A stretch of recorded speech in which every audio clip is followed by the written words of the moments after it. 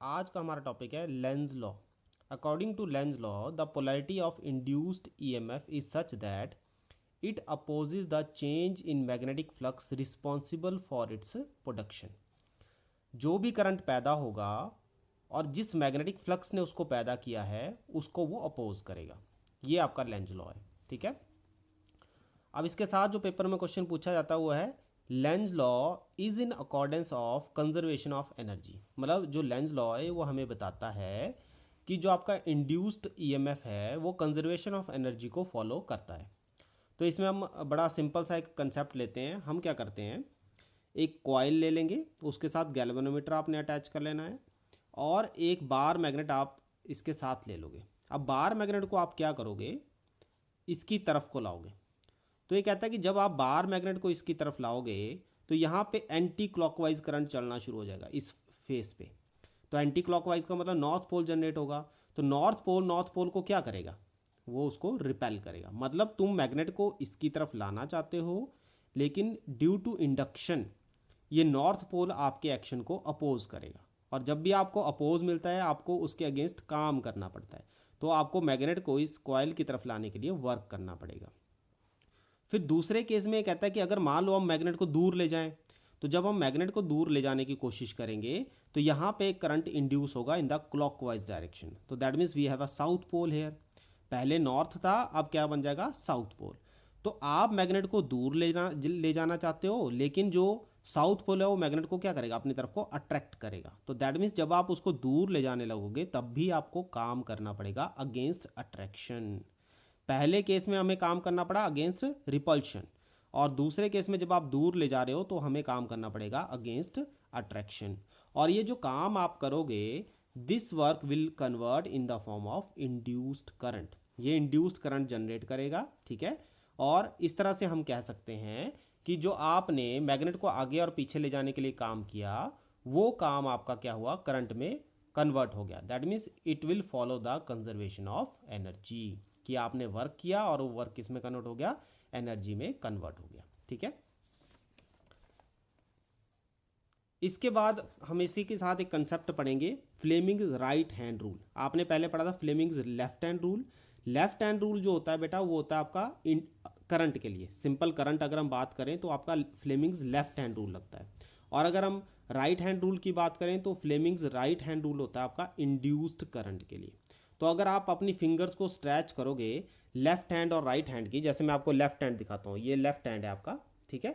और दूसरी बार जब आप राइट हैंड करोगे तो राइट हैंड आपका ऐसे आएगा। तो आप अगर ध्यान दो दोनों केसेस में तो आपकी जो सेंट्रल फिंगर है उसकी डायरेक्शन अपोजिट है, बाकी दोनों थंब और फिंगर, फर्स्ट फिंगर आपकी सेम ही आ रही है। तो जो करंट है उसकी डायरेक्शन अगर लेफ्ट टू राइट है तो इंड्यूस करंट की डायरेक्शन क्या होगी, राइट टू लेफ्ट। तो यही हम कहते हैं कि इंड्यूस करंट क्या होता है, जो उसको पैदा करता है उसके अपोजिट डायरेक्शन में प्रोड्यूस होता है। तो फ्लेमिंग राइट हैंड में आपका राइट हैंड स्ट्रेच किया जाता है। राइट हैंड में फर्स्ट फिंगर आपकी क्या करती है, रिप्रेजेंट करती है किस चीज़ को, फर्स्ट फिंगर आपकी रिप्रेजेंट करती है मोशन को। ठीक है, सॉरी मैग्नेटिक फील्ड को। फर्स्ट फिंगर आपकी जो ये वाली फिंगर है ये करेगी मैग्नेटिक फील्ड को। ठीक है। और जो थंब है वो आपका किसको रिप्रेजेंट करता है, वो करता है मोशन को रिप्रेजेंट करता है। और जो सेंट्रल फिंगर है वो क्या रिप्रेजेंट करती है, वो रिप्रेजेंट करेगी राइट हैंड में इंड्यूस्ड करंट को। ठीक है। अब इसके बाद हम बात करेंगे various methods of producing induced EMF. ठीक है। तो वेरियस मेथड में आपको पता है कि जब भी आपका फ्लक्स चेंज होगा तो हमारे पास इंड्यूस्ड ईएमएफ होगा। और हमें पता है व्हाट इज फ्लक्स, फ्लक्स आपको आता है B A cos of theta. तो अगर आपको पेपर में ये एक्सप्रेशन याद है, ये फॉर्मूला भी याद है, तो इसके बेस पे भी आप क्या कर सकते हो, फ्लक्स को डिफाइन कर सकते हो। ठीक है। तो फ्लक्स किस पे डिपेंड कर रहा है, बी ए थीटा। तो अगर मैं इनमें से कोई एक चीज़ चेंज कर देता हूं तो उससे फ्लक्स चेंज हो जाएगा और फ्लक्स चेंज होगा तो हमें क्या मिलेगा, इंड्यूस्ड ईएमएफ। तो यही हमारे पास तीन मेथड हैं। Induced EMF by changing the magnetic field. अगर आप चेंजिंग द मैग्नेट मतलब मैग्नेटिक फील्ड को ही चेंज करते हो तब भी आपका फ्लक्स चेंज होगा, उससे आपको इंड्यूस्ड ईएमएफ मिल जाएगा। या induced EMF by changing the area, अगर आप एरिया को चेंज कर देते हो तब भी आपका फ्लक्स चेंज हो जाएगा, उससे आपको इंड्यूस्ड ईएमएफ मिल जाएगा। और by changing the orientation of coil and magnetic field, कुछ भी एक चेंज कर लो, या तो मैग्नेटिक फील्ड को घुमा लो या फिर कॉइल को घुमा लो, तो उससे भी आपकी magnetic field change, flux change हो जाएगा। फ्लक्स चेंज होगा तो अगेन हमें क्या मिल जाएगा, इंड्यूस्ड ईएमएफ।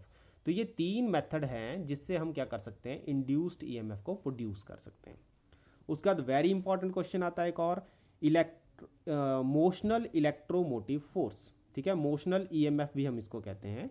ये आपको पेपर में आ सकता है क्वेश्चन, इसको ध्यान में रखना है और इसको समझने की कोशिश करना है। हम क्या करते हैं, एक मैग्नेटिक फील्ड लेते हैं, क्रॉस का मतलब होता है कि इनटू द पेज, अंदर को जा रही है मैग्नेटिक फील्ड। ठीक है, फिर आपने एक कॉइल ले ली जिसमें एक रॉड आपने पी क्यू ले लेनी है। ये रॉड आपकी मोशनल है, मतलब इसको आगे पीछे हिला सकते हैं, और इसकी लेंथ हमने एल ली हुई है रॉड की, जो इसके अंदर है मैग्नेटिक फील्ड के अंदर। ठीक है, तो एल लेंथ वाली एक रॉड हम ले लेते हैं।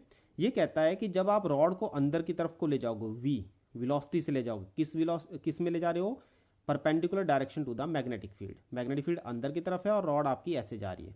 तो फ्लेमिंग लेफ्ट हैंड रूल के अकॉर्डिंग इसमें करंट प्रोड्यूस होना चाहिए, और करंट प्रोड्यूस होने से हमारे पास क्या होगा, मोशन ऑफ चार्जेस हो जाएगा। करंट नहीं हम कहेंगे मोशन ऑफ चार्जेस हो जाएगा, और मोशन ऑफ चार्जेस की वजह से आपके जो इलेक्ट्रॉन हैं वो क्यू की तरफ आ जाएंगे, और क्योंकि इलेक्ट्रॉन क्यू की तरफ आ रहे हैं तो आपके पास यहाँ पे क्या आ जाएगा, पॉजिटिव चार्ज गैदर हो जाएगा। तो इस तरफ को पॉजिटिव चार्ज आ जाएगा और इस तरफ को आपका क्या होगा, नेगेटिव चार्ज आ जाएगा। तो जब पॉजिटिव और नेगेटिव सेपरेट हो गए, then we have a potential difference. इसको हम पोटेंशियल डिफरेंस कहते हैं, और दूसरी टर्म हम इसको कह सकते हैं ईएमएफ। तो इसमें आपका मोशनल ईएमएफ प्रोड्यूस हो जाएगा। ठीक है, इसी को मोशनल ईएमएफ कहेंगे। तो इसको डिफाइन कैसे करेंगे, ये कहता है when the rod PQ will move with velocity v in the magnetic field, then according to Fleming's left hand rule, positive charge appears at P and similar negative charge at Q. These separated charges will induce an EMF which is called motional electromotive force. इसको हम motional electromotive force कहेंगे। फिर ये कहते हैं कि further अगर मान लो मैं प्लस क्यू चार्ज Q से P की तरफ भेजना चाहता हूँ। ठीक है, अब डायग्राम देखो, P पे ऑलरेडी प्लस चार्ज है, मैं और प्लस चार्ज भेजना चाहूँगा तो प्लस प्लस क्या करेंगे कि तो उसको रिपेल करेंगे, तो मुझे उसके लिए वर्क करना पड़ेगा। मतलब मैं अगर प्लस क्यू चार्ज P पे भेजना चाहता हूँ तो मुझे उसके लिए वर्क करना पड़ेगा, और ये वर्क कितना होगा, ये होगा फोर्स इंटू QP। ठीक है, QP की लेंथ इतनी ली गई है। तो फोर्स क्या है, मैग्नेटिक फोर्स। फोर्स कौन सी मिल रही है हमें, मैग्नेटिक फोर्स मिलेगी QVB। तो work done per unit charge आएगा W/Q। ये आपने वैल्यू पुट की, तो हमारा जो इंड्यूस्ड ईएमएफ है दैट विल बी BLV। और अगर रेजिस्टेंस R है तो करंट कितना होता है, EMF अपॉन रेजिस्टेंस। तो आपने EMF की वैल्यू VLB डालनी और अपॉन R कर लेना। ठीक है, तो इस तरह से हम क्या कर सकते हैं, एक मोशनल EMF निकाल सकते हैं और उससे हम करंट की वैल्यू निकाल सकते हैं। ठीक है, फिर इसके बाद एक और इसमें साथ में ही टॉपिक आ जाता है, energy consideration in motional EMF. ठीक है, एनर्जी कंसिडरेशन में मोशनल ईएमएफ में हम देखेंगे the motional EMF is given by, कितना होता है BLB, अभी निकाला, और करंट उससे लें तो आ जाता है BLB अपॉन R। तो ये तो हमारे पास ऑलरेडी पहले हमने कर लिया आर्टिकल में।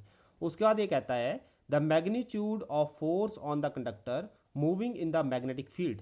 आपने पढ़ा है कि कोई भी आपने करंट कैरिंग कंडक्टर को अगर मैग्नेटिक फील्ड में डाल देते हो तो क्या आती है फोर्स, BIL। ये भी आपका एक्सप्रेशन पहले किया हुआ है। तो F कितना हो गया, B, और ये I की वैल्यू ऊपर से पुट करेंगे, और L, तो F कितना गया, B²L² V अपॉन R। उसके बाद हमने पढ़ा है +1 क्लास में ही, power required to push the conductor. Power का एक्सप्रेशन है फोर्स इंटू वेलोसिटी। ये +1 क्लास का एक्सप्रेशन है, ये आपको ध्यान में होना होगा। तो P = क्या आ जाएगा, B²L² V into V upon R। तो पावर ये आ जाएगी। तो यहाँ तक आपको एक्सप्रेशन आ सकता है एग्जाम में, आपने इसको करना है। ठीक है,